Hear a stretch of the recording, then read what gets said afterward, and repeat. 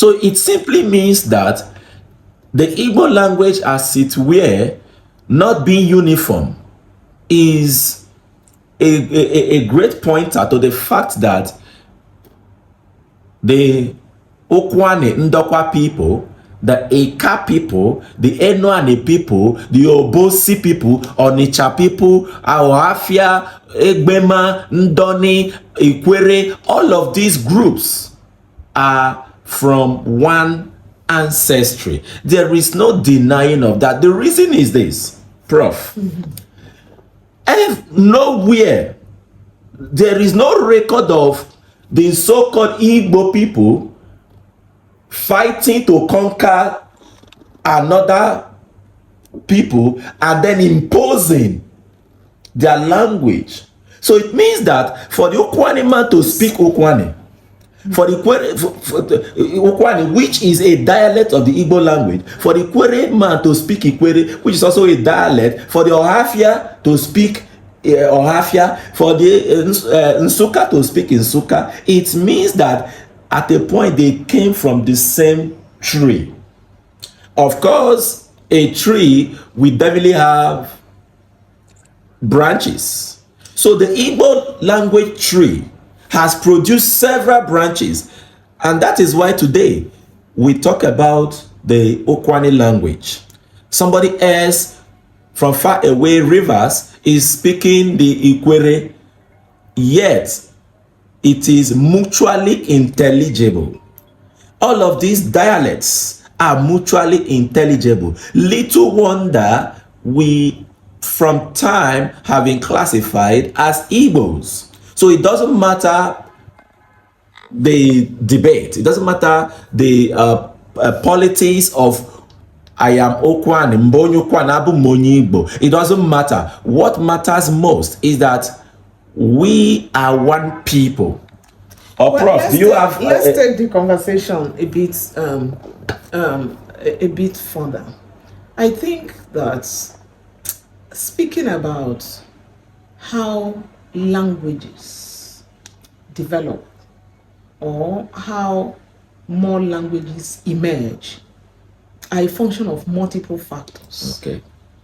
I recall in historical linguistic class, you talk about trade and commerce. Okay. You see, if you look at some of those communities between Ogwash and Kwale, you see some of them are on the roads. Very well. When traders, they travel, you know, before now that you have modern means of transportation, they will travel, they will get to a place, they will sleep.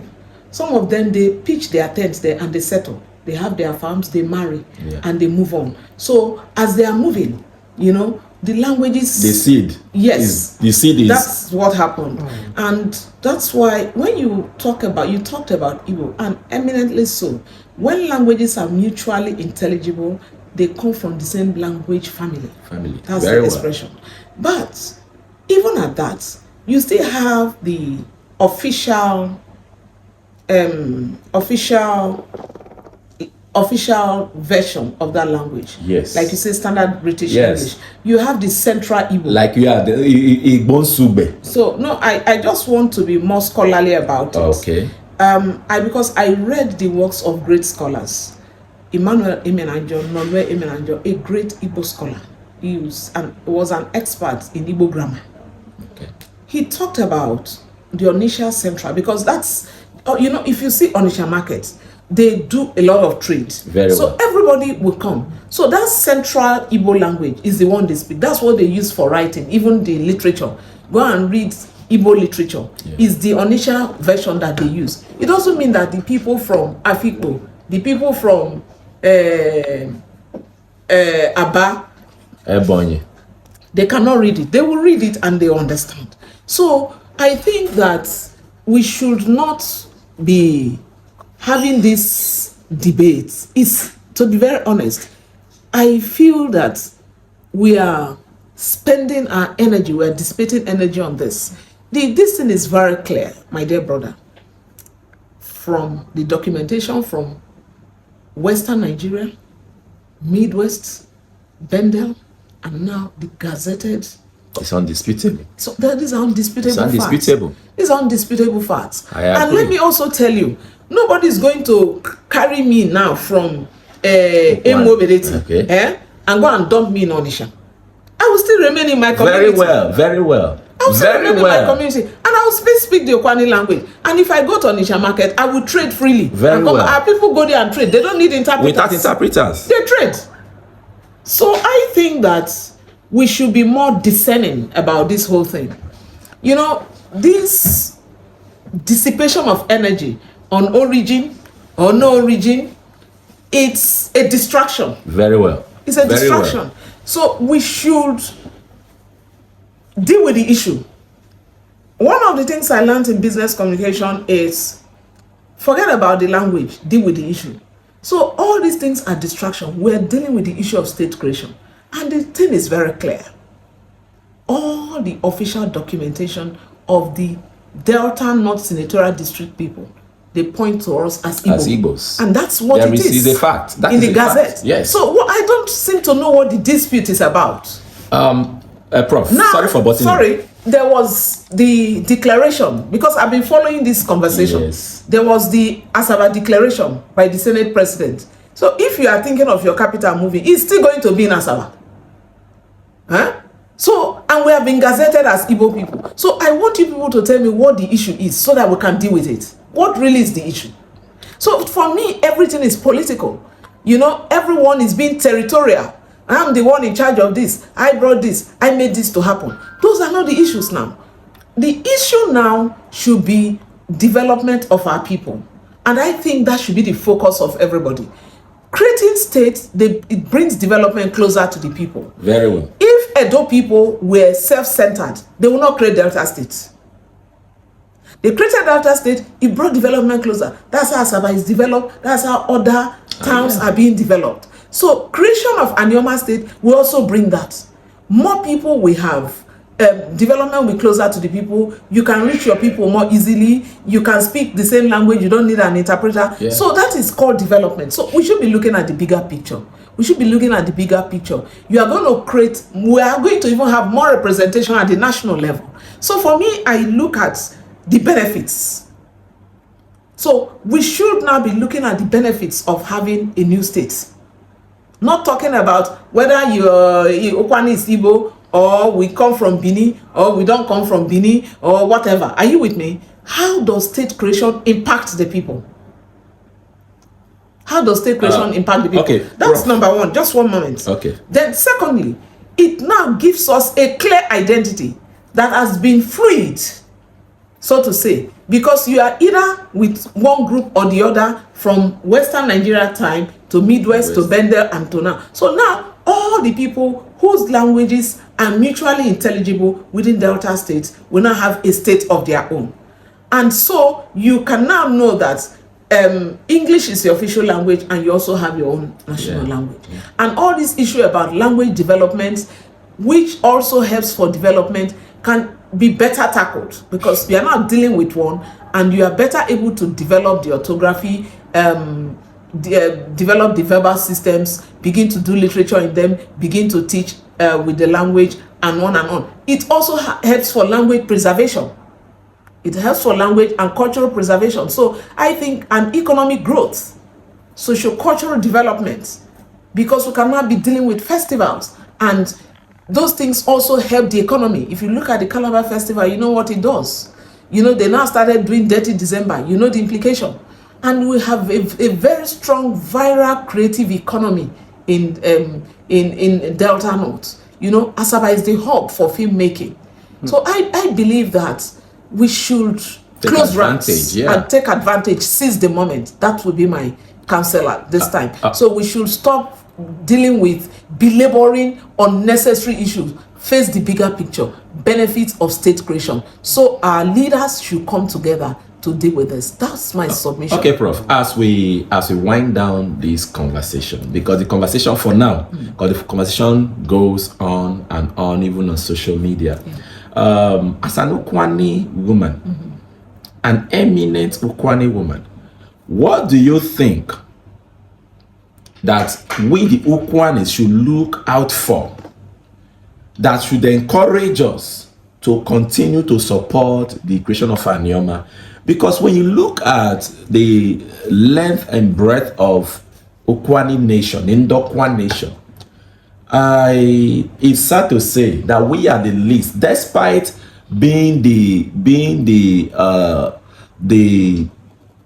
economic power of Delta North, of Anioma. We are lagging behind in terms of infrastructure.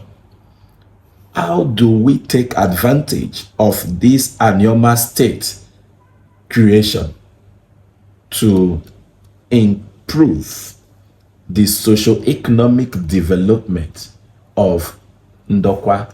Well, like I said earlier, and we're saying the same thing in different forms, that state creation brings development closer to the people. Taking it to the Ukwuani. Yes, so taking it to the Ukwuani, it will bring development closer to us. That's the reality. And now we will be more involved, and we can be more involved. So I believe that we'll go to negotiation because we have representation. Very well. The representation will cascade down to all the 9 local governments. Now we have 9, am I correct? Yes. So it will cascade. And so we'll begin to do mapping of what the issues are, what the development needs are. Then we can come to the table. It's dialogue, it's participation. What I would say is that more of our people should participate in governance. We should participate in dialogue. We should engage governments. Okay. And we should map our needs, know what our needs are, Yes. and be able to take it to government to go and do dialogue. We should be strong in advocacy. We should all participate. Nobody should be laid back. Yeah. You know, it's about resource allocation. Very well. So if you are not at the table when they're dealing with those things, you don't have a voice. At It's all. those people who get to the meeting point, you know, that will be there, and they will make arguments, they will canvass, they will advocate for their people. So we should be more involved. We should not be laid back, just as what we're doing now is part of that. Yes. You know, so we encourage our young people, go and register, have your PVCs, come out to vote for the candidate of your choice, know the person that is accessible, be politically informed. Don't sit back and say, oh, just allow them to do what they do. No, you have a voice. Very and well. the time is now. If you don't have your PVC, go get it. Be ready to come out and vote. And when people come and campaign, hold them to account based on their campaign promises. So if somebody had promised you something in the past and they did not deliver, vote them out. Vote them out. Vote them out. They will come with their manifestos to tell you what they will do for you. Then after some time, you should also be able to find out through the key performance indicators, the KPI, if they did it or they did not do it. So when you go for different group meetings, different unions, different associations, these things should form the talking point. It's not dissipating energy on things that don't move us forward. So we have to look at sectorally what has happened to education, health, infrastructure. You talk about energy. You know, there was a time they talked about this stepping down of IPP project. So how can you be generating and you don't get? So these are issues and questions we should ask. But I believe that through dialogue, we can deal with all this. Because the more they know that you are informed, the more they are likely to take you seriously. And we should not depend on handouts. Okay. On handout. Okay. So if somebody comes because to this, drop Prof, anything Prof, for I'm, you. Prof, I'm sorry for butting because this has been the bane of underdevelopment Yes. in Ndokwa nation. Majority of our politicians, majority of our youths are prebendal in nature. They want that political patronage. What am I going to get? So some will take as little as 1 bag of rice, and of course, so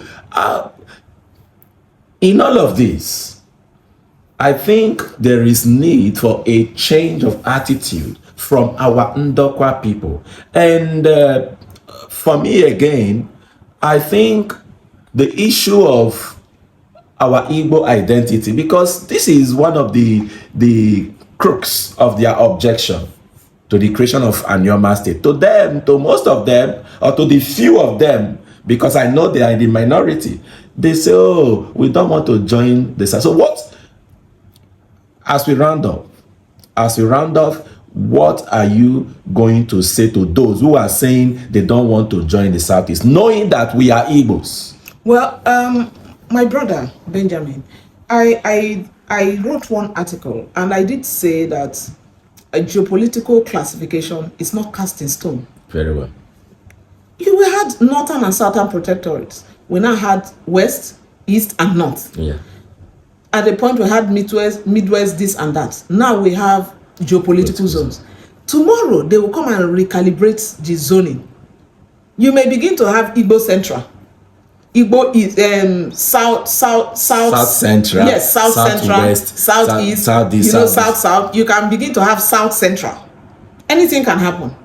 So development is a process. It's not an event. So you move at one day at a time. You take one day at a time. The one day that we have now is state creation. When we get to the bridge, we'll cross it. So nobody's coming to take you away from your community. Your capital will still remain in Asaba. So what's the issue around this? Bia in Ukwuani is Bia in Igbo. In every So I'm not talking. Let's not divert attention from what the issue is. The issue is state creation, and so let us face it collectively. Let us close rounds, face it collectively, and get our seats. Let's not talk about the future. The future about geopolitical zoning can always change, and we have seen it. We have seen it in the past. So it's not cast in stone. That's my summary on this. Okay. So what we are dealing with is state creation, and let us face it and face it frontally and get it. I thank you very much. Oh, God bless you, dear Professor. In rounding off, I want to call on all sons and daughters of Igbo land. Anioma Bunkani. Anioma is ours. Whether you are across the Niger East or you are across the Niger West into Anioma land, we are the same. To my Ukwuani brothers and sisters, Ukwuani, we always say, Ekpukpa gbana shenembo. Yes. Ekpukpa gbana shenembo. There is no way you can run from your identity, because elene fambo or forchi onwe benke je weke kusho mwenife ka afete ndedi ni southeast shuwe ka exemption efa mwenem okay bu Chukwuemeke onwe ife ka afete our brothers across the southeast weje ka exempta efa mwene malugbe bazubike onwe ife ka afete nde dini across the Niger southeast nile ka afeta. So oburu shi bụ onye ika yekemike gbanani your identity. Ibulu onye nuani yekemike gbanani your identity. Oburu shi fa bụ onye ika deli ikeji isu asusu wa malishi keni bụ ebishi nepusa. Nwere ike kushi ya bụ onye Igbo ejeke ma join. I don't want to join the Southeast and all that. But wherever you go, Southeast identity is always with you. Igbo identity is always with you. Your culture, the name of your community, your name, your mannerism, everything. So I appeal to my Ukwuani brothers and sisters. Please, let us look at, like the Prof said, let us look at the bigger picture. Because we cannot run from our Igbo identity. In current Delta State, we are classified as Igbo.